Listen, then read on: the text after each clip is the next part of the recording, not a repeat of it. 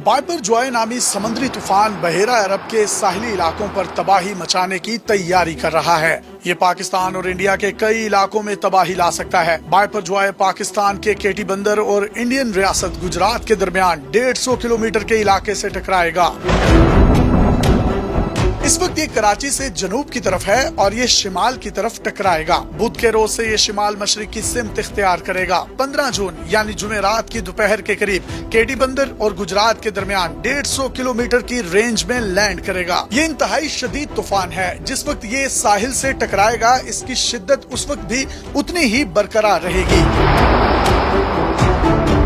ठट्ठा, सजावल और बदीन में खास तौर पर आंधी और तेज बारिश होगी। तूफान के मरकज में हवाओं के झक्कड़ 180 किलोमीटर फी घंटा की रफ्तार को छू रहे हैं। इस तूफान के सिस्टम के मरकज के एतराफ शदीद तुग़यानी है। यहाँ लहरें 30 से 40 फुट तक बुलंद हो रही हैं। साजगार माहौल तूफान के सिस्टम को शिद्दत बरकरार रखने में मदद कर रहा है और इसी की वजह से 17 जून तक बारिशें मुल्क में मुतवक्के हैं। इस दौरान चलने वाली हवाओं की रफ्तार 80 से 100 और 120 किलोमीटर फी घंटा भी हो सकती है। कराची और हैदराबाद में 14 से 16 जून के दरमियान में तेज बारिशें मुतवक्के हैं। तूफान की वजह से आने वाली तेज हवाएं कमजोर इमारतों और कच्चे मकानात को नुकसान पहुंचा सकती हैं। तूफान के दौरान केटी बंदर और उसके अतराफ लहरें 8 से 12 फीट तक बुलंद हो सकती हैं। बाइपर जॉय तूफान एक साइक्लोन है जो कि दूसरी मर्तबा बहरा अरब में समुद्री तूफान की सूरत में आया है। कई रोज तक ये तूफान शिद्दत इख्तियार करता रहा। आखिर 6 जून को ये साइक्लोन में तब्दील हो गया। समंदर में गर्म हवाएं साइक्लोन को जन्म देती हैं। गर्म हवा ऊपर उठती है तो ये बादल की शक्ल इख्तियार कर लेती है। पीछे खला पैदा होता है। इस खला को पुर करने के लिए ठंडी हवा हरकत में आती है और इस वजह से गर्म हवा गोल दायरे की शक्ल में घूमना शुरू कर देती है। यही साइक्लोन है। जो ये आगे बढ़ते हैं तो शिद्दत इख्तियार करते जाते हैं। समंदरों के अंदर ये तूफान इंतहाई शदीद नोयत के होते हैं, लेकिन जमीन के पास पहुँचकर इनकी शिद्दत में कमी आ जाती है। अगरचे बराह रास्त तूफान इतना नुकसान ना भी पहुंचाए तो भी ये अपने साथ लाई गई हवा और बारिश से काफी नुकसान पहुंचा सकते हैं।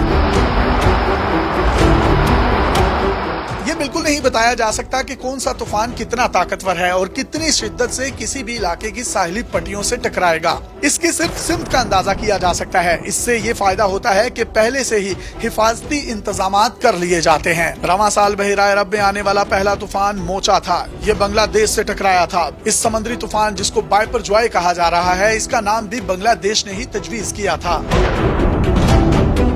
समुद्री तूफानों के नाम मेट्रोलॉजिकल ऑर्गेनाइजेशंस की तरफ से रखे जाते हैं। इसके नीचे 6 रीजनल स्पेशलाइज्ड मेट्रोलॉजिकल सेंटर्स और 5 regional tropical storm warning centres हैं। बाइपर जॉय की वजह से सिंध में तकरीबन 60,000 लोगों के मुतासिर होने का खदशा है। लोगों से कहा गया है कि वो तय खानों से सामान निकाल लें, घरों की छतों की सफाइयां कर लें और अगर आप अपनी गाड़ियां दरख्तों के नीचे खड़ी कर रहे हैं तो कोशिश करें सफर ना करें और अगर गाड़ी पार्किंग में लगानी है तो दरख्तों के नीचे खड़ी करने से इस्तेनाब करें।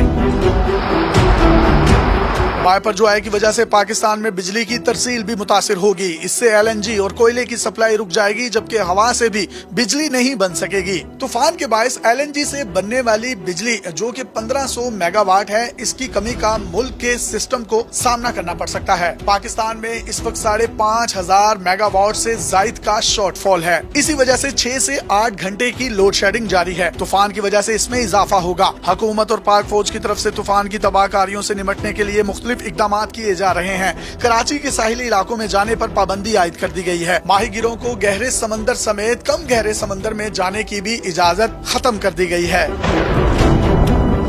तेज हवाओं की वजह से बिलबोर्ड्स गिरने का खतरा है, ये भी हटाए जा रहे हैं। गवर्नर हाउस में हेल्पलाइन कायम कर दी गई है। इस हेल्पलाइन के जरिए मदद हासिल की जा सकती है। अगर आप भी साहिली इलाकों में मुकीम हैं तो समंदर के करीब जाने या साहिल समंदर पर विजिट करने से गुरेज करें। अपने मेजबान यासिर शामी को पाकिस्तान के सबसे बड़े digital media network daily Pakistan से इजाजत दीजिए और देखते रहिए डेली पाकिस्तान। अल्लाह हाफिज।